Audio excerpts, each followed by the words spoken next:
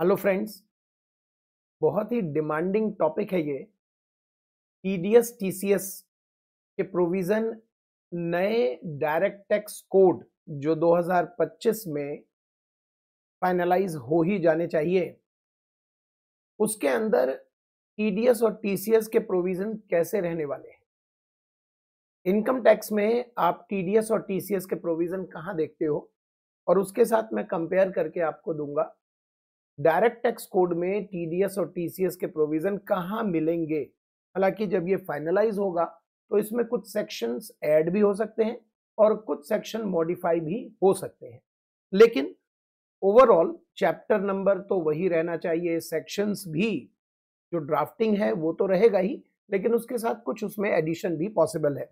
तो एक आपको व्यू, एक आइडिया मिल जाएगा कि डायरेक्ट टैक्स कोड में टीसीएस टीसीएस आप कहां ढूंढोगे और उनके रेट्स किस तरह से हो सकते हैं। देखिए, अगर हम एग्जिस्टिंग इनकम टैक्स एक्ट की बात करें तो वहां पर चैप्टर नंबर 17 है, जिसके अंदर पार्ट ए में सेक्शन 190 191 है जो डायरेक्ट पेमेंट का ऑप्शन भी देता है, और पार्ट बी में टीडीएस के प्रोविजन स्टार्ट होते हैं 192 से 206 बी तक। टीसीएस के प्रोविजन स्टार्ट होते हैं 206 सी से 206 डबल सी ए तक, पार्ट डबल बी में। अब यहां पर इंटरेस्टिंग चीज क्या है वो समझिएगा, जो डायरेक्ट टैक्स कोड में उन्होंने बहुत ही बढ़िया कर दिया है, बहुत ही इजी कर दिया है। वो क्या चीज है? देखिए, direct tax income tax act 1961 जो हम अभी एग्जिस्टिंग चला रहे हैं, वहां पर टीडीएस का रेट अगर आप ढूंढोगे तो वो एक जगह पर नहीं है। कुछ रेट तो सेक्शन के अंदर है और कुछ रेट वो लेकर आते हैं एवरी फाइनेंस एक्ट के फर्स्ट शेड्यूल में। इसका मतलब ये हुआ कि टीडीएस के रेट फाइनेंस एक्ट से भी गवर्न होते हैं। बहुत सारे रेट हैं जो फाइनेंस एक्ट से गवर्न होते हैं और एवरी ईयर उसमें चेंजेस भी पॉसिबल है, और कुछ रेट तो सेक्शन में भी मेंशन है। टीसीएस के रेट डायरेक्टली उन्होंने सेक्शन में ही दे दिया है। अब डायरेक्ट टैक्स कोड में जो होने वाला है वो डिस्कस करें। डायरेक्ट टैक्स कोड में चैप्टर नंबर 13 होने वाला है टीडीएस और टीसीएस के लिए। पार्ट ए में टीडीएस और पार्ट बी में टीसीएस है। टीडीएस के प्रोविजन जरा आप देखिए कितने कम सेक्शन है, 193 से 201, और इसमें कोई बीच के एडिशन सेक्शन नहीं है। जैसे अगर हम इनकम टैक्स में देखें तो 192, 193, 192 और 193 के बीच में 192 ए है, फिर 194 है, 194 ए है, फिर 194 की तो लड़ी लगी हुई है, पूरी सीरीज है। 194 सी, 194 आई ए आई बी, 194 डी डी ए, तो पूरी सीरीज है 194 की, तब जाकर 195 आपको मिलता है। लेकिन यहां पर उन्होंने क्या किया है, टीडीएस के प्रोविजंस को समराइज कर दिया है, और क्या किया है वो भी मैं आपको एक आइडिया देने वाला हूं 195 सेक्शन में। तो टीडीएस के प्रोविजन है 193 से 201 में, और टीसीएस के प्रोविजन है 202 से 204 में।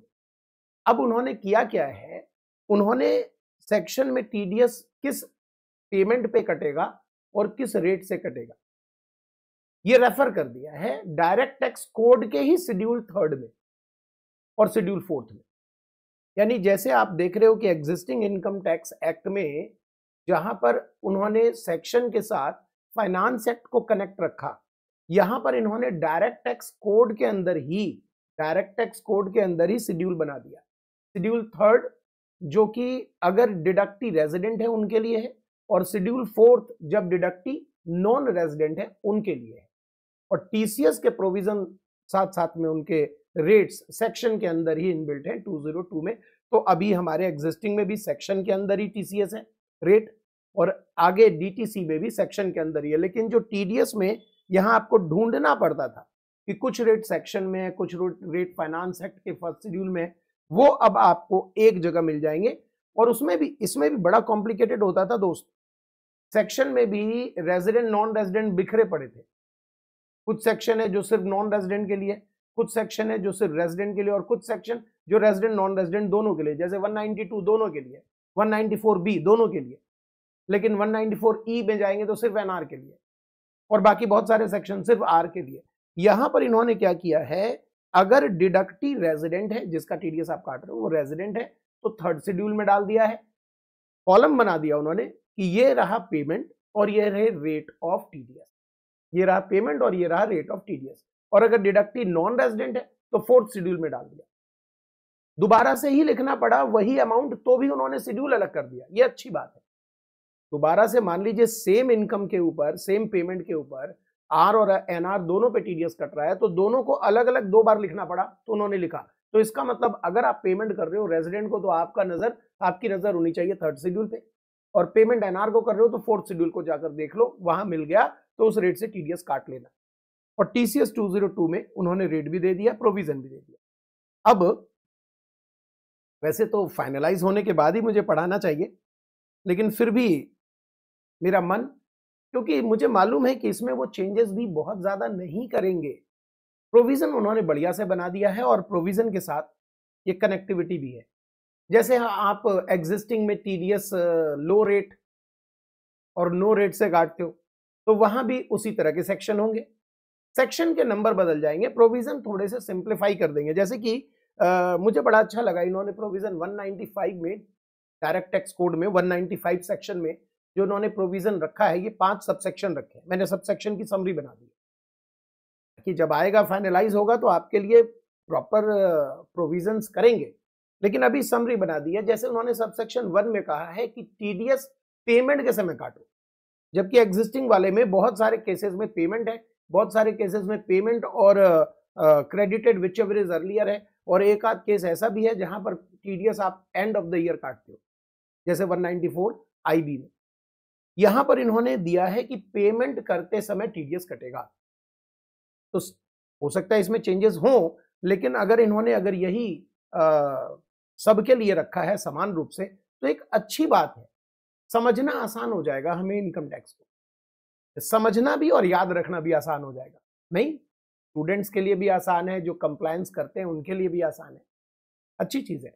सबसेक्शन 2 में उन्होंने कहा है कि टीडीएस का रेट अगर डिडक्टी रेजिडेंट है तो आप थर्ड शेड्यूल में चले जाओ, और सबसेक्शन 3 में कहा है कि अगर वो नॉन रेजिडेंट है तो फोर्थ शेड्यूल में चले जाओ। सबसेक्शन 4 कहता है वो कि टीडीएस के जो रेट हम आपको बता रहे हैं, और अगर उस मान लीजिए कि दूसरे देश का वो निवासी है और वहां से हमारा डीटीडब्ल्यूए है और डीटीडब्ल्यूए में रेट अलग है, तो टीडीएस का रेट जो हम बता रहे हैं और जो डीटीडब्ल्यूए में मेंशन होगा विच एवर इज लोअर के रेट से आप टीडीएस काटोगे।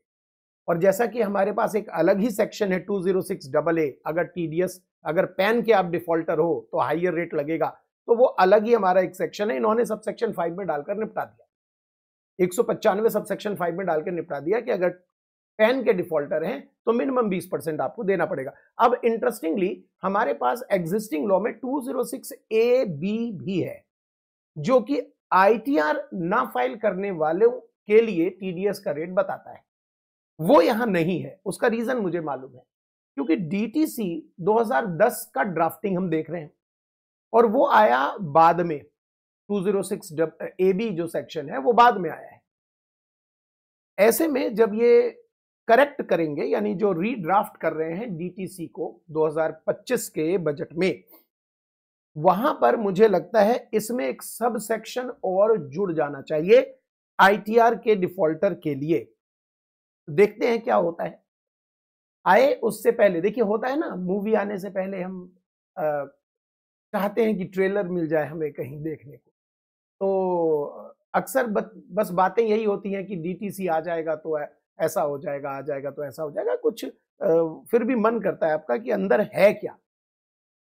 और फॉर एग्जांपल टीडीएस तो बहुत ही इंटरेस्टिंग टॉपिक है, सबके लिए जरूरतमंद टॉपिक है, तो इसलिए मैंने सोचा कि इसके ऊपर आपको जानकारी दी जाए कि TDS under direct tax code क्या होगा। Thank you.